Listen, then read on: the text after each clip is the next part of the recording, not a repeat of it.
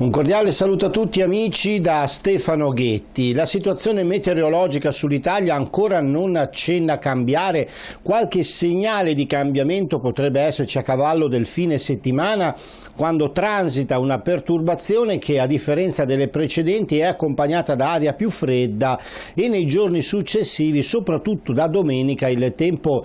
tornerà abbastanza tranquillo ma con un tipo di clima forse un po' più consono alla stagione. Diciamo che ormai la stagione avanza, siamo entrati ormai nell'ultima decade di febbraio, dunque anche durante il giorno il sole scalda già un po' in maniera maggiore, dunque questo calo delle temperature si avvertirà soprattutto di notte. Andiamo a vedere intanto la perturbazione che dovrebbe cominciare ad avvicinarsi a piccoli passi nella giornata, durante il corso della giornata, e far sentire i primi suoi effetti a partire solo dal nord. Al sud ci sarà già ancora una residua instabilità dovuta alla precedente perturbazione e poi tra il pomeriggio e la sera ecco appunto il tempo che comincia a dare segnali di peggioramento per quanto riguarda